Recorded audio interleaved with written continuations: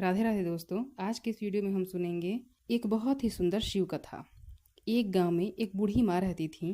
उनका कोई नहीं था, वह अकेले रहती थी। वह बूढ़ी माँ बहुत ही कंजूस थी। उनकी कंजूसी के चर्चे बहुत दूर दूर तक थे, परंतु उनमें एक अच्छाई थी कि वो भगवान शिव की भक्त थीं। वह हमेशा ओम नमः शिवाय का जाप करती थीं। वह शिव जी की बहुत ही बड़ी भक्त, लेकिन वह धर्म के नाम पर कोई काम नहीं करती थीं। वह बहुत ही कंजूस थीं। उनके दरवाजे पर कोई भी भिक्षा मांगने आता था तो उसे निराश कर देती। वह बिल्कुल भी दान पुण्य नहीं करती थीं। उनके गांव वाले उनसे पूछा करते थे कि बूढ़ी माँ, तुम दान पुण्य तो कुछ करती नहीं हो, तुम अपने धन का क्या करोगी? तुम्हारे आगे पीछे तो कोई भी नहीं है, फिर भी तुम इतनी कंजूसी क्यों करती हो? तुम दान पुण्य क्यों नहीं करती? अगर तुम दान पुण्य नहीं करोगी तो तुम्हें मरने के बाद नरक मिलेगा। तो वह बूढ़ी माँ कहने लगी, मैं नरक में नहीं बल्कि शिवलोक में जाऊंगी, क्योंकि मैं शिव जी की बहुत पूजा करती हूँ। उस बूढ़ी माँ के कंजूसी का चर्चा गांव में ही नहीं बल्कि देवलोक और शिवलोक में भी होती थी। तो भगवान शिव सोचते कि ऐसा कैसे हो सकता है, मेरी भक्त इतनी कंजूस कैसे हो सकती है। एक बार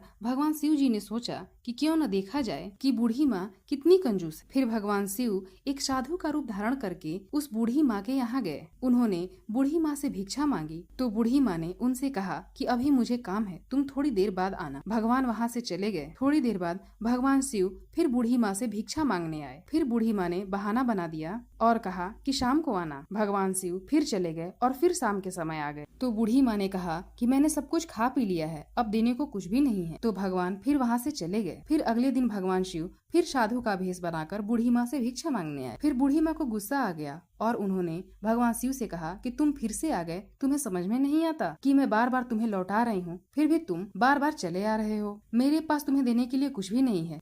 भगवान शिव मुस्कुराए और सोचने लगे, ये बूढ़ी माँ तो बहुत ही ज्यादा कंजूस है। फिर भगवान शिव वहाँ से लौट गए। धीरे धीरे समय बीतने लगा। बूढ़ी माँ बीमार रहने लगी। धीरे धीरे समय बीतता है। बूढ़ी माँ का मृत्यु का समय निकट आ जाता है। वह हमेशा भगवान शिव का नाम जपते रहते। फिर उसकी मृत्यु हो जाती है तो यम के दूत उसे लेने आते हैं। तो बूढ़ी माँ उनसे कहती है, मैं तुम्हारे साथ नहीं जाऊंगी, मैं तो शिवलोक में जाऊंगी। मुझे शिव जी के दूत लेने आएंगे। मैंने हमेशा शिव जी का नाम का जप किया है। लेकिन यमदूत उसकी एक नहीं सुनते और उसे खींचकर यमलोक ले जाते। रास्ते में बूढ़ी माँ कहती हैं कि तुम लोगों को मुझे नरक में ही ले जाना है तो ठीक है, लेकिन एक बार तुम लोग मुझे शिवलोक में ले चलो, मुझे भगवान शिव के दर्शन करने हैं। बूढ़ी माँ के बार बार आग्रह करने पर यमदूत उसे शिवलोक में ले गए। बूढ़ी माँ शिवलोक में जाकर भगवान शिव से कहती हैं, हे भगवान, मैंने तो हमेशा आपका पूजा किया है, हमेशा आपके नाम का जप किया है, फिर भी ये लोग मुझे नरक में क्यों ले जा रहे हैं? भगवान शिव ने कहा, हाँ, तुम्हें नरक में ही जाना पड़ेगा। तब बूढ़ी माँ ने कहा, लेकिन भगवान,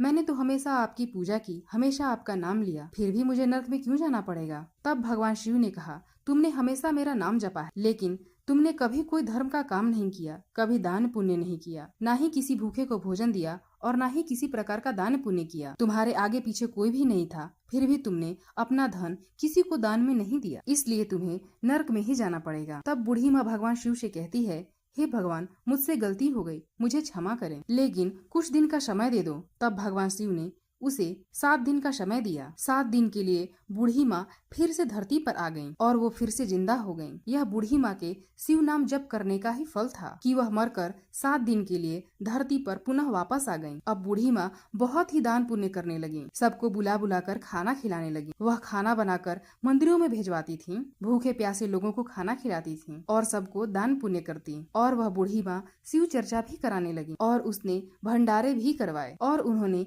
इन 7 दिनों में बहुत ही कुछ दान पुण्य किया, अपना सब कुछ दान कर दिया और फिर 7वें दिन उसकी मृत्यु हो गई। फिर बूढ़ी माँ ने शिव जी से कहा, भगवान, अब तो ठीक है, मैंने बहुत ही दान पुण्य किया है। तब भगवान शिव ने कहा, हाँ, जितना तुमने अपनी पूरी सारी जिंदगी में नहीं किया, उतना तुमने 7 दिनों में कर दिखाया है। अब तुम शिवलोक में रह सकते। फिर बूढ़ी माँ शिवलोक में खुशी खुशी रहने लगी। प्रेम से बोलिए शंकर भगवान की जय।